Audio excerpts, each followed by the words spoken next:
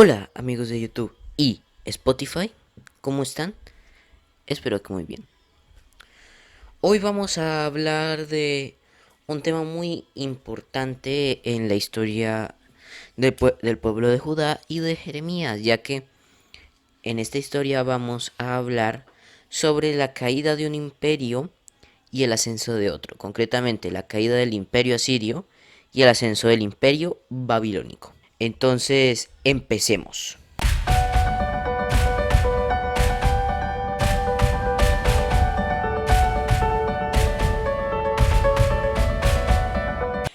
Antes de empezar con esto, hay que aclarar qué pasaba con Babilonia durante el imperio asirio. Al parecer, Asiria había conquistado Babilonia y había puesto una dinastía siria en el trono de Babilonia. Pero cuando el imperio asirio se debilitó, hubo un golpe de estado y se puso una dinastía liderada por Nabopolassar, que es el padre de un personaje muy importante que creo que ustedes lo han escuchado antes. Espero que sí, o si no, me voy a decepcionar mucho de ustedes. Entonces, Nabopolassar empieza una guerra contra Asiria. Ustedes se acuerdan quién era el imperio asirio, ¿verdad? Era ese imperio que no paraba de molestar al reino norte de Israel. Algo así como un bully de esos del colegio. Bueno, este imperio se había debilitado porque, claro, todos los imperios se debilitan después de un tiempo. Y una pequeña ciudad así diminuta, ustedes no me ven porque no tengo imagen, pero una ciudad diminuta, diminuta, puede pelear contra un imperio tan grande y lo vence. Un pequeño spoiler. Pero bueno, vamos al contexto. El general del ejército era Nabucodonosor, futuro rey Nabucodonosor II, no sé si les suena. Y bueno, empezaron a ganar batalla tras batalla y fue un largo periodo de casi 15, 20 años porque recordemos que el imperio babilónico llegó a su cenit en 24 años y aún les faltaba conquistar Egipto, así que podemos decir que 15 años duró esa guerra más o menos. Más o menos por el...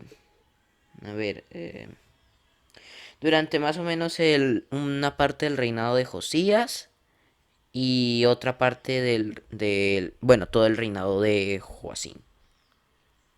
Pero bueno, y aquí hay que tener algo importante. Ustedes se acuerdan que los egipcios eran liderados por Necao, el faraón de Egipto, ¿verdad? Bueno, este faraón empezaba a tener miedo de que un imperio de Mesopotamia, una zona que generalmente no salían muchos pueblos poderosos, porque Siria no era de Mesopotamia, le estuviera ganando al imperio del norte de esa época. Entonces, claro, le entró miedito y salió en su encuentro. Y de hecho aquí hay algo interesante sobre la historia de un personaje bíblico, el rey Josías. La historia está en Segunda de Reyes 23, 28 al 30.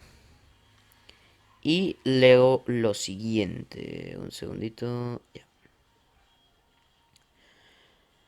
Muerte de Josías. En aquellos días el faraón Necao, rey de Egipto, subió hasta el río Éufrates al encuentro del rey de Asiria. Aquí, al parecer, iba a ayudarlo. Se había formado como un intento de coalición. Aunque otros dicen que en realidad era como para destruir lo que quedaba de Asiria y tomar todo el territorio. No se sabe a ciencia cierta. Contra él salió el rey Josías, pero en cuanto a que él lo vio, lo mató en Megiddo.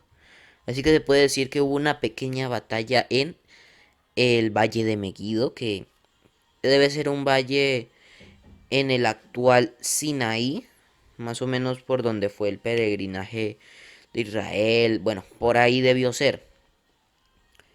Y esto tiene sentido de por qué unos versículos más adelante el faraón Necao destrona a Joacás. Esto lo vimos ya en el anterior capítulo. Si quieren verlo se llama Desventuras, está en Spotify y en YouTube. Pero bueno, continuemos. Entonces esto cobra sentido de por qué Necao se interesa tan pronto de Judea. Claro, él vio que le declaró la guerra y pues avasalló todo ese lugar como represalia porque Josías se había levantado.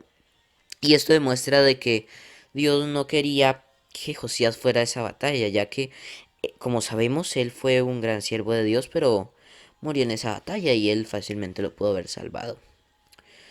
Entonces él nunca debió ir a la batalla de Megiddo, básicamente. Y bueno, esto es en lo que la Biblia habla como en el tono histórico sobre toda esta cosa de la expansión de Babilonia y la caída de Asiria. Ahora vamos a lo importante, la batalla de Carquemis y cómo Jeremías relató esto.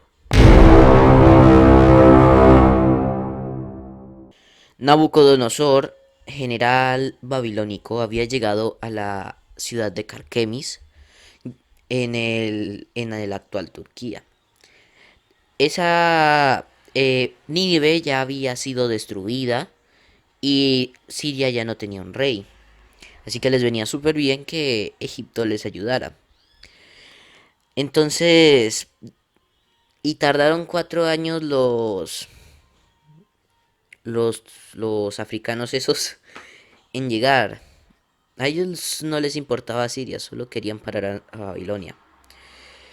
Entonces, retomemos. Un ejército debilitado, sediento, hambriento y sitiado en una ciudad llamada Carquemis. Otro ejército que viene que tardó 4 años, sin prisa pero sin pausa. Con amigos así para que enemigos. Pero en fin, un ejército fuerte, cimentado, pero que no estaba hecho para todos esos territorios. Ya que Turquía tiene como territorios diferentes a Egipto y a todo el Medio Oriente, más o menos. Contra un ejército más pequeño, pero más entrenado y más fuerte, de una potencia mesopotámica. ¿Ustedes quién creen que gana? Y la respuesta del acertijo de hoy es: ganó Babilonia. La batalla de Carquemis fue muy importante ya que fue el fin total de Asiria. Ese imperio quedó destrozado. Y Babilonia de una vez expulsó a Egipto de Turquía, ya que al parecer también se querían expandir por ahí los egipcios. Los egipcios eran un poco avispas, ¿eh? No fueron los héroes de la película. Y bueno, ustedes creo que ya sabían por qué iba a ganar Babilonia, ya que si no los siguientes capítulos no tendría sentido y además debía cumplirse la profecía de Daniel, en donde Babilonia, como si ustedes conocen del tema, Babilonia era el león. Y bueno, entonces, pero este no fue el fin de Egipto, no. Los babilónicos tuvieron que pelear 7 años más para tomar todo lo que actualmente es Medio Oriente y pues Egipto. Así que los egipcios les dieron bastante lucha.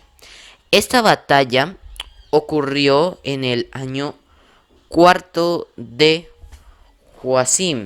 Veamos en qué año exactamente ocurrió.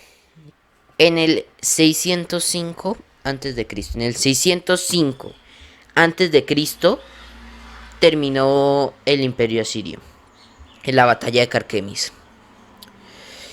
Entonces, obviamente, esto marcó mucho al imperio asirio. Bueno, no lo marcó, lo destruyó. Y pues Babilonia era el nuevo dueño de la casa. Mientras que Egipto ya se debería ir mudando. Originalmente el video de hoy era solo pues lo que pasó con lo del la primera invasión a Judea, pero esta batalla fue tan importante, y de hecho Jeremías la relata, esta no me la sabía, investigué y fue tan importante que decidí darle un video entero. Así importante es esta batalla porque permitió que Babilonia entrara a Medio Oriente, con mucha resistencia, pero permitió que entrara. De hecho, el profeta Jeremías tiene una profecía con esto hacia Egipto sobre la batalla de Carquemis. Si vamos a Jeremías 46, ya casi al final del libro, todo el capítulo, casi todo habla sobre la batalla de Carquemis. Aquí voy a leer un pedazo. Palabra de Jehová que vino al profeta Jeremías contra las naciones, acerca de Egipto contra el ejército del faraón Necao, rey de Egipto, que estaba en el río Éufrates, en Carquemis, a quien destruyó Nabucodonosor, futuro rey babilónico, y a los que la historia actual le llaman Nabucodonosor segundo, ya que antes en la casa asiria, creo, hubo otro llamado Nabucodonosor, así que ya sabemos cómo es la monarquía en esto, no eran muy originales. Un ejemplo es en la monarquía francesa que hubo 18 Luis. No te digo más. Pero en fin, rey de Babilonia en el año cuarto de Joacín, hijo de Josías, rey de Judá. Nabucodonosor, después de esta batalla en Carquemis, fue coronado rey. Esa fue la última batalla en donde él participó como general y en el resto él ya fue un rey. Ojito con esto. Preparad escudos y paves, venid y venid a la guerra.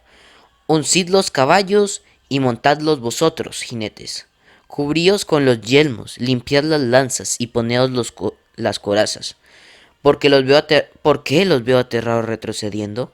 Sus valientes fueron deshechos y huyeron sin volver la vista atrás. Hay miedo por todas partes, dice Jehová. No huya el ligero ni escape el valiente al norte, junto a la ribera del Éufrates. Tropezaron y cayeron. ¿Quién es este que sube como un río y cuyas aguas se mueven como los ríos?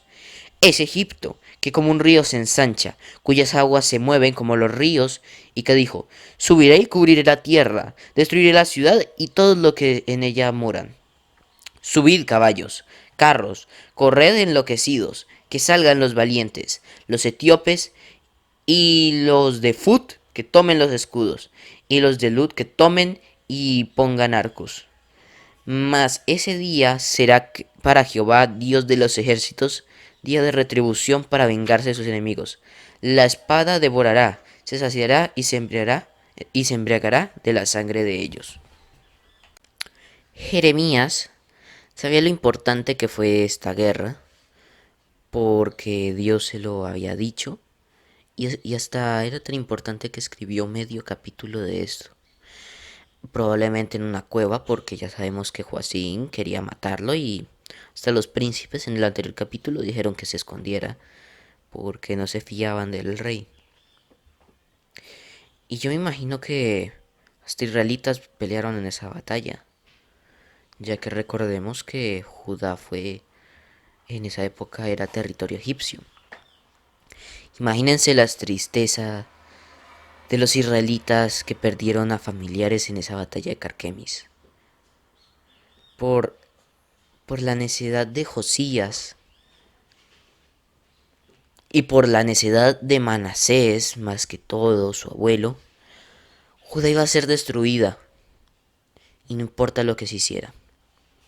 Y Josías puso la guinda en el pastel peleando contra Necao, ya que si Josías no hubiera peleado contra Necao, él nunca hubiera muerto, o hubiera muerto después. Pero la destrucción de Jerusalén era inevitable. Desde que Manasés hizo todas las atrocidades, no había vuelta atrás. Solo Dios estaba aplazando el tiempo para destruir la ciudad santa. Y bueno, esto ha sido todo por hoy. Puedes encontrar estos podcasts en Spotify como Bible Stories y la playlist se llama Jeremías el Profeta. También puedes encontrarnos en YouTube como Bible Stories y puedes buscar Jeremías el Profeta y así nos puedes encontrar. Y nada más, un feliz sábado, que Dios te bendiga. ¿Y qué pasará cuando Nabucodonosor invada Judá? Te dejo esa duda. Chao.